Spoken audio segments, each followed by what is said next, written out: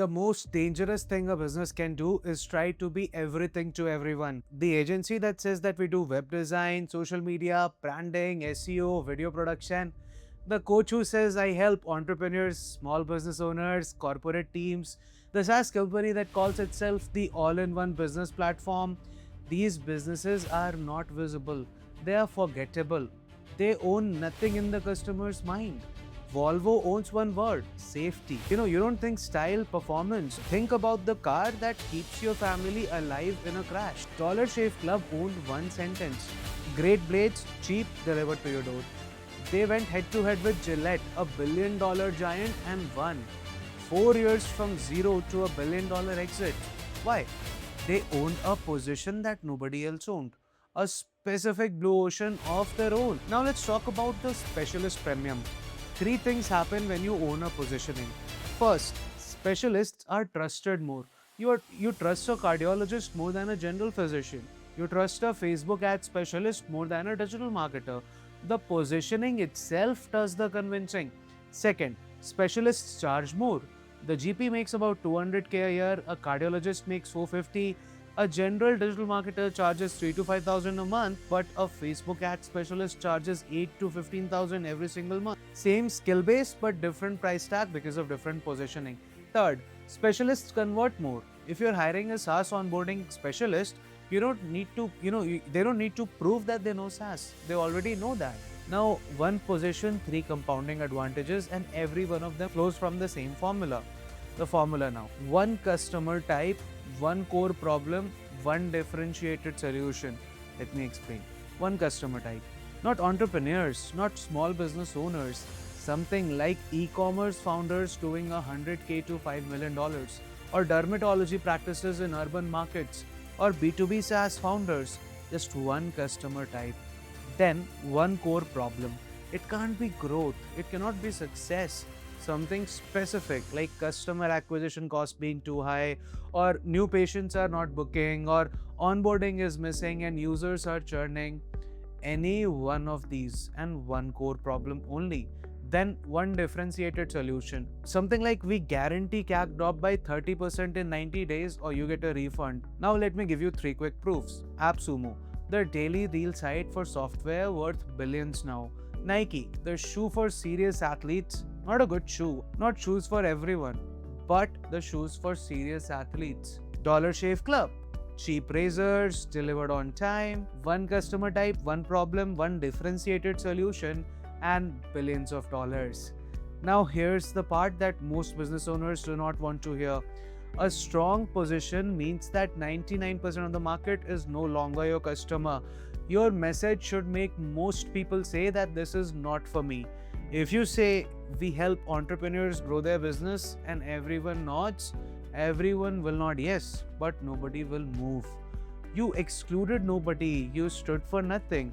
If you say we help B2B SaaS founders cut onboarding time from 4 weeks to a week, now most people will say that this is not for me.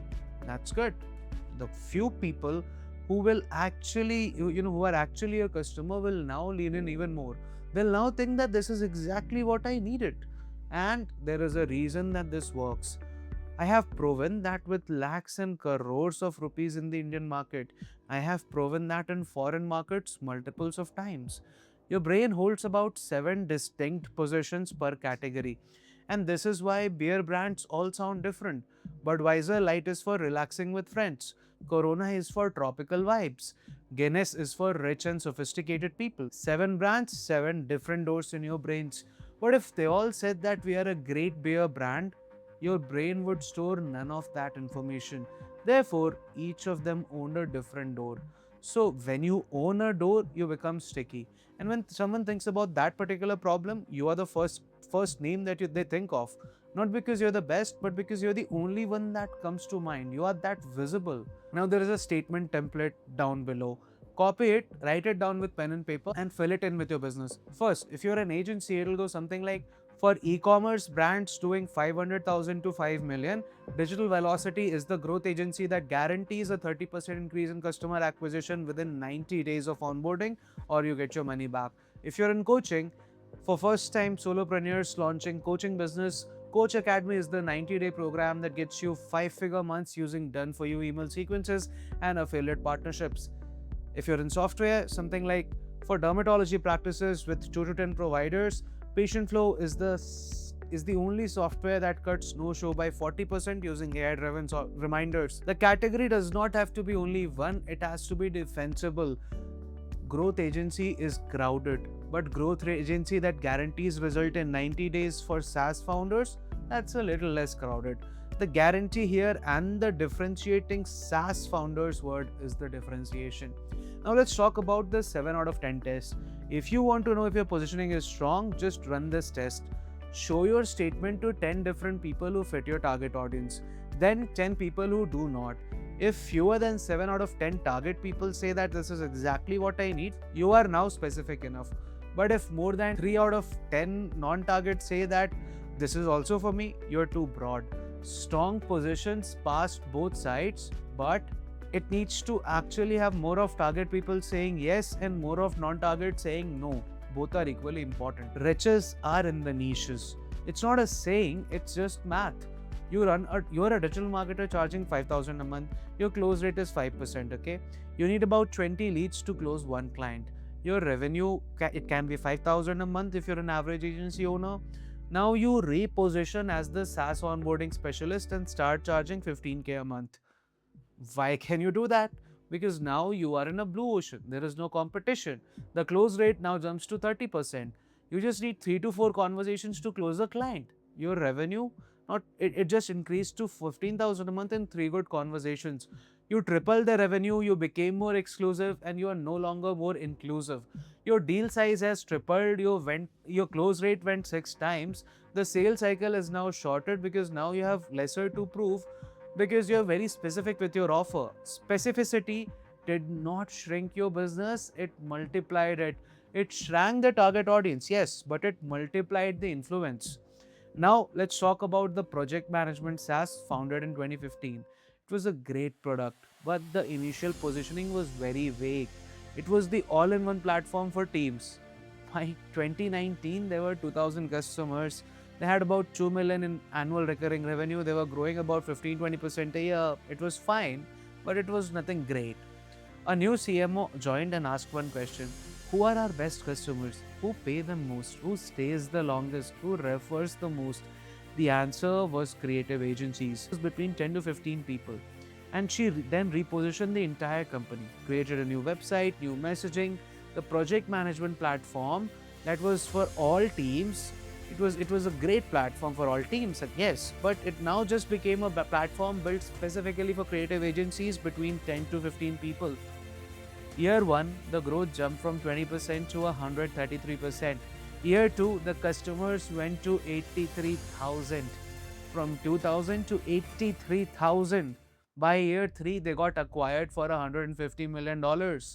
You know why I know this story so closely?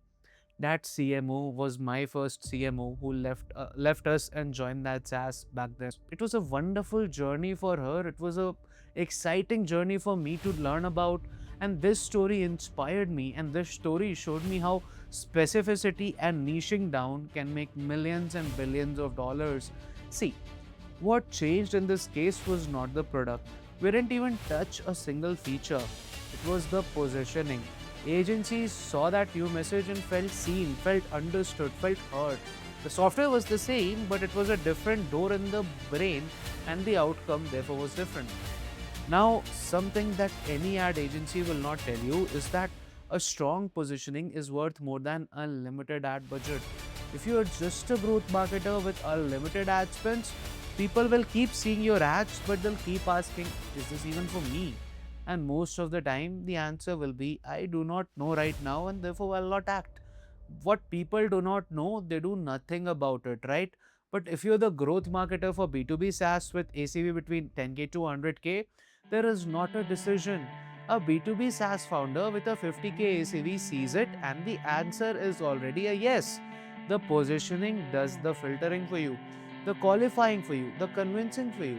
The ad agencies will tell you to spend 15K a month, pay them 5K a month in retainers, but a strong positioning will let you get the same amount of customers for just 2K a month. 5x the results just by changing positioning. Now let's talk about a trap, and this is a warning.